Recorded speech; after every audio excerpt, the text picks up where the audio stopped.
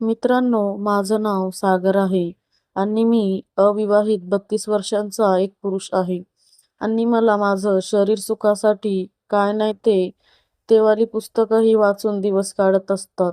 असंच एकदा माझ्या शेजारील बाई आणि मी, तर चला कथेला सुरुवात करूया. तर बीडी चाळीच्या एका कोपऱ्यावरची शेवटची खोली आहे. तिथे वारा खूप थंडगार सुटतो. म्हणूनच आम्हास तीच खोली देऊ केली आणि विशेष म्हणजे भाडेही कमी घेतले त्याचे. आभारच मानायला हवेत. तसंही त्या बाजूला जरा अंधारच असायचा. सार्वजनिक नळावरून भल्या सकाळी घमेली आणि भगुनी पाण्याने भरून ठेवणे हाच आमचा रोजचा दिनक्रम असायचा. रोजच एकच मन दिनक्रम करून करून फारच कंटाळा आला होता. कारकून असलो तरी सरकारी नोकरीत असल्याने आराम सदा सर्वकाळ ठरलेला असायचा. मोजून 2-2.5 तास कचेरीत जाऊन खुर्ची गरम करण्याखेरीज अन्य काम नसल्याने मन विटाळून गेले होते. तसे दिवसभर चौपाटीवर भटकण्यातही मजा राहिली नव्हती. तर त्या दिवशी बुर्जीचं पार्सल आणून खोलीवर निवांत आस्वाद घेत होतो. कुणी एक बाई आली आणि डोकावून गेली. हे तर नेहमी होतं. चाळीत जरा म्हणून प्रायव्हसी नाही. ही तीच शेजारची बाई असणार. आज चौथ्यांदा डोकावून गेली. काही हवंय का आपल्याला? ती दरवाजापाशीच उभी असणार या अंदाजाने म्हणालो. मग साधारण 10-20 सेकंदाने पदराशी चाळा करत तिने पुन्हा हसून डोकावून पाहिले. काही नाही, सहजच बघतय. बहुतेक ती सुद्धा हवा-पाणी खायला बाहेर मोकळ्या जागेत आली असावी. मग शेजारधर्माला जागत आम्ही विचारले, झालं का जेवण? खरं तर कुणास ठाऊक, पण फार लोकप्रिय प्रश्न आहे. तर असा हा जबरदस्त प्रश्न विचारून मी बाहेर आलो आणि तांब्याभर पाण्याने चूळ भरून पिचकारी मारली आणि उघड्यावरच हात धुतले. मोकळ्या जागी हात धुण्याची गंमतच वेगळी. तुम्ही सरकारी नोकरीत आहात असं कळलं, ती म्हणाली. सरकारी हा शब्द ऐकला की आम्हास उत्साहाचे भरते येते. चांगलं तरतरीत वाटते. खरंय. आम्ही दुसरी पिचकारी मारत तिच्याकडे बघितले. बऱ्याच दिवसापूर्वी हैदोस नावाचं पुस्तक वाचलं होतं. अचानक त्याचीच आठवण झाली. सौंदर्याचा आयटम बॉम्ब वगैरे काय म्हणतात ते हेच. गोरीपण आणि शृंगारास आतुर वगैरे असलेली ललना साक्षात पुढे उभी होती. आमच्या ह्यांच्या नोकरीचं काही बघता का? तिनं लाडविळपणे विचारलं. ह्यांच्या म्हणजे तिच्या नवऱ्याबद्दल बोलत होती ती. नक्कीच नक्कीच. फक्त तेवढी कागदपत्रे वगैरे आणून द्या. आता माझ्यासारखा कारकुनीच्या दीडदमडीच्या नवऱ्याला सरकारी नोकरीत कसा काय चिकटवू शकतो, हे एक मोठे कोडे होते. हिचा नवरा वॉचमॅन आहे एवढे मला समजले. मग ती गेली. पुन्हा सामसूम झाली. मी झाडलोट करून व्हरांड्यात विडी शिलगावून बसलो. 11 वाजता एक शिडशिडत माणूस गेला. बेजार. एक ठेवून दिल्यास जमिनीवर कायमचा उताना पडेल असा एक इसम शेजारणीचं दार वाजवताना आढळला. चायला हा हिचा नवरा? याला ही असली आयटम बॉम्ब कशी पेटली? विडी जळत होती.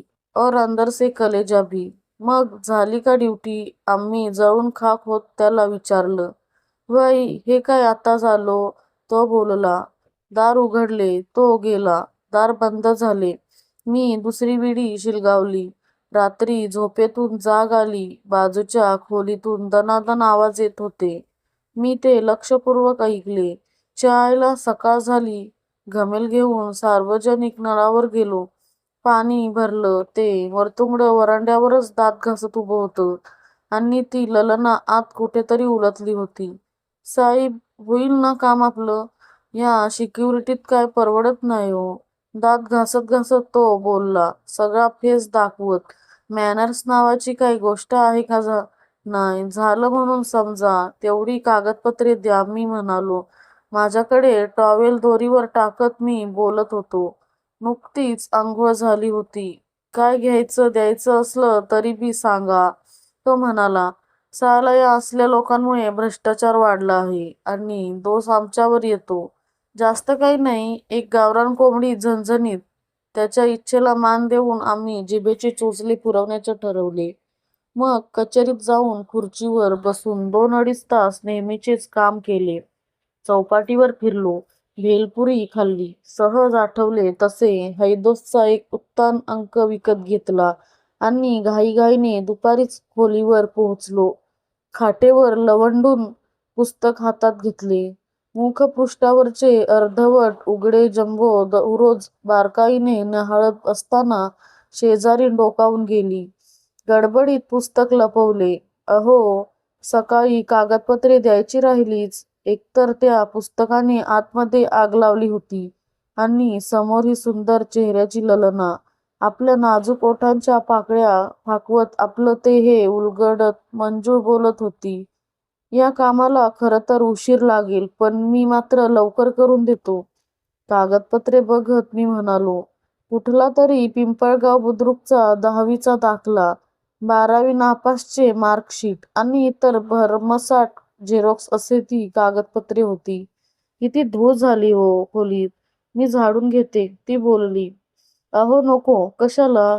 उत्साह दाबत आम्ही म्हटले. तुम्ही आमच्यासाठी एवढं करता, आम्ही एवढंही नाही करायचं. एवढं म्हणजे नक्की केवढं? असा आम्हा स्वतःलाच प्रश्न पडला.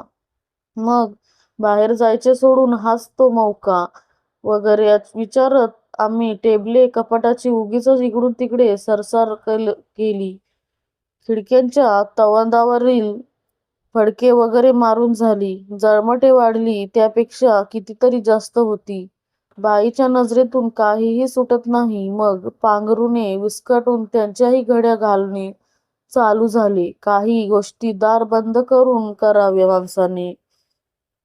पुस्तक लपवण्याच्या ठिकाणी ओझरत बघत ती म्हणाली, ललनेला सगळं काही माहीत होतं, तर म्हणूनच ती आत आली होती. रजाई ठेवताना आम्ही उगीचच तिला पाठीमागून भिडलो. ललना काहीही बोलली नाही. चादरीची घडी घालत राहिली. मग हळूच तिच्या उरोजावर हात ठेवून अलगद मिठी मारली आणि हात झटकून ती ताडताड बाहेर निघून गेली. आम्ही बघतच राहिलो. आम्हाला स्वतःचीच बेहद शरम वगैरे वाटली. दार बंद करून ढसाढसा रडावे वाटले, पण तसला बालिशपणा आम्ही कदापि केला नाही. खिडकीवरची स्वच्छ झालेली तवादाने निरखत जरा वेळ झोपलो. संध्याकाळी दार वाजले. दारात मरतुंगडा उभा होता. म्हणजे हा आता आमच्याशी झगडणार तर. कोंबडी शिजायला टाकलीय, या बाहेर बसू, मरतुंगडा चांगला मूडमध्ये येऊन सांगत होता. हे तर भलतंच झालं की. अहो नको, आज मूड नाही, आम्ही त्यास सांगितले. तुमची इच्छा म्हणूनच आणली आहे ना. म्हणून कसं चालेल? नाही म्हणून कसं चालेल? ललना स्वयंपाक खोलीतून बाहेर येत बोलली. अगदी लाडूळपणे. मात्र आमचाही मूड परतला. वरांड्यावर गार हवेत विडी शिलगावून आम्ही बसलो. कोंबडीचा सुगंध आसमनात दरवळत होता. मरतुंगडा आतून काहीतरी घेऊन आला. साईब, लोकांना लागतं म्हणून तुमच्यासाठी इंग्लिश आणली. मरतुंगडा गिलास काढत बोलला. हे बाकी भारी झालं. मग आम्ही घोटघोट करत अख्खी बाटली रिचवली. मरतुंगड्याला थोडी जास्त झाल्याने तो बाहेरच लवंडला. मग ललना म्हणाली, आधी तुम्ही जेवून घ्या. कोंबडी फर्मास होती, वादच नाही. पण बनविणारी आतून फट्टू होती. मी म्हणालो, आमचा राग आला का? ललना म्हणाली, नाही, तुमची काय इच्छा आहे मला चांगलंच ठाऊक आहे. आमच्या ह्यांना नोकरी लावणं माझ्या हातात नाही. माफ करा. दारू नशेत माणूस खरं बोलतो म्हणून सांगून टाकलं. माहिती आहे, ती म्हणाली. मी चमकून तिच्याकडे पाहिले. पण माझं प्रेम आहे तुमच्यावर. ललना आता मूडमध्ये येऊन गुलगुलू बोलायला लागली. मी रस्सा ताटात ओतून घेतला आणि तंगडीचा घास घेऊन भाकरी कुस्करायला प्रारंभ केला. का बरं असं? काय आहे माझ्यात? मी तर एक साधा कारकून. लिंबू पिळत मी कलेजीवरही ताव मारला. तुम्ही शेजारच्या खोलीत राहता ना, म्हणून. ती म्हणाली. हे काही आम्हास झेपले नाही. दाताखाली हाडूक आल्यासारखं. पण असो. म्हणजे म्हणजे मी ठरवलं होतं, शेजारच्या खोलीत जो कोणी राहायला येईल त्याच्याशी प्रेम करायचं. ती म्हणाली. म्हणजे योगायोगाने तिथे मी राहायला आलो आणि ही माझ्या प्रेमात पडली. ते म्हणतात ना, सुंदर स्त्रियांचा मेंदू डुप्लिकेट असतो. तेवढ्यात तो मरतुंगडा डुलत डुलत आला. त्याने उगाचच 1000 वेळा माफी मागितली.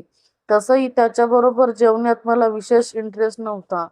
मग कोपऱ्यात बसून त्याने कोंबडीचा फडशा पाडायला सुरुवात केली. मी जेवण संपवून खोलीत जरा लवंडलो. पोट तर तृप्त झाले होते, पण बाकी विचार करत पुस्तक काढले. तेवढ्यात ललना आत आली आणि अशा परत एकदा पल्लवित झाल्या. बाई आणि बाटली हे विचित्र समीकरणात जुळून येणार तर. ती खाटेवर बसली. आम्हास फार थंड वाटले. तुमचंही माझ्यावर प्रेम आहे ना? तिने माझा हात हातात घेऊन उरोजावर ठेवत विचारले.